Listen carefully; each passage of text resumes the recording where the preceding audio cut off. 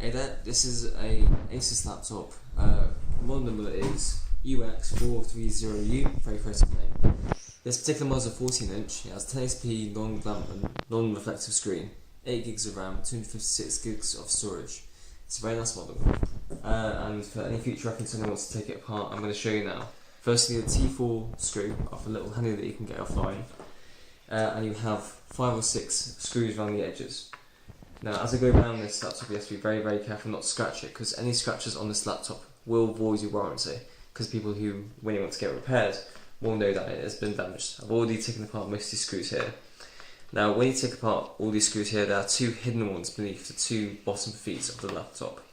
So you need to get, hopefully not too sharp of an object, but in this case I'm going to use a screw head for a better option. And here, if you point this here, please. On the feet, because you won't be able to take this apart unless you take these feet off as well, unfortunately. That doesn't work. Hang on. These feet have to come apart because they have 2 normal Phillips head screws beneath them. So try your best not to dent them, because again, it will void your warranty because they will know that you're taking it apart. Do this at your own risk, and if a third party does this, like a repair shop that isn't validated by Asus themselves, they will know about it. There are no water damage indicators on the inside that I can tell, that I can see anyway. So, if you're looking for a warranty that includes water damage, then I think you'll be alright.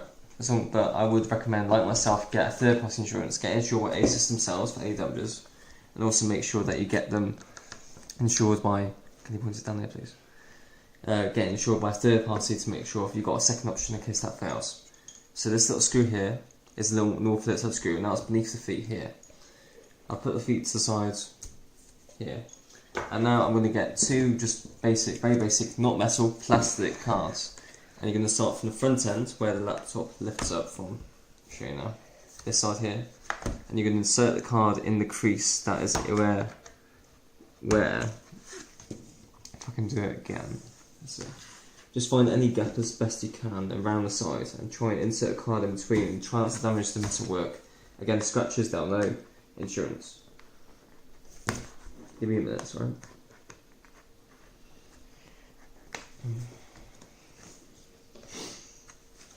You can also insert from the back, depending on where the gap is. First time it was up front, this time it seems to be a bit harder. I'm going to use a metal pry tool to try and get it out. And you will, anyhow, made a small little gap with the metal pry tool. I'm going to slide the card in, I'm going to bring it round, and I'm going to lift up ever so slightly. And then the same for the other end, I'm going to lift it up from the side. So there's a small gap. I'm going to try and insert the card in the side. There you are. And as I go round with this card, if you follow the card out of it, as I go round you'll hear some very satisfying clicks. That's basically all the clamps that hold the laptop in place once the screws come out. Hearing those clicks is perfectly fine because that's how you're meant to get the metal frame off. It's not a solid piece of aluminum like Apple's laptops. That doesn't seem to be an issue, because as long as the laptop stays in one piece, then that's fine for me. Not as quality, but just as good if you want a Windows-based laptop. You can see that, please. Thank you. Alright, so I missed the screw, so now it'll come off nice and easy once it's got off. Now see on the inside here, be careful not to get these dirty, because this plastic piece here connects to the CPU and the copper plates, which transfers the heat from the CPU to the laptop metal itself. So this whole metal plate here actually is a heat sink, distributing the heat when it gets hot. That's how it's stayed cool under such loads. Here you have the SSD, which is a 256 gig SSD, which is also replaceable. So if you want higher storage of view, if you want 500 1 terabyte, 2 terabyte, that's compatible. One screw, slot it out, put it away, next one in. But you will have to reinstall the OS via a USB stick. Then you've got the Wi-Fi, thank you. And you've got the Wi-Fi card here, which just connects the wires that are the antennas that run right around the laptop. If you choose to disassemble this, right here is where the battery connects to the motherboard and provides power for the whole laptop. If you're going to do anything first, disconnect this, but be extremely careful for this and all the other wires, that these pin wires and little Lego wires you see everywhere, are all extremely delicate. They're meant to be handled by professionals, not people who don't know what they're doing like me. And that's about it. And this seems to be the cable that connects to the screen. If you zoom up for it, Alvin. And then the rest of the ports here, you've got the USB-C, the USB, and then you've got the micro and the headphone jack. And then that's about it.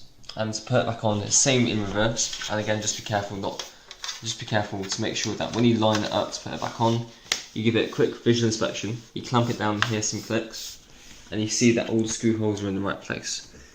And then be very careful to keep these little nubs, these plastic nubs, right side up, so the sticky glue on the inside won't get too damaged or full of dust, otherwise it won't stick back on. You have to reapply it yourself. And that's about it. Enjoy. Thank you.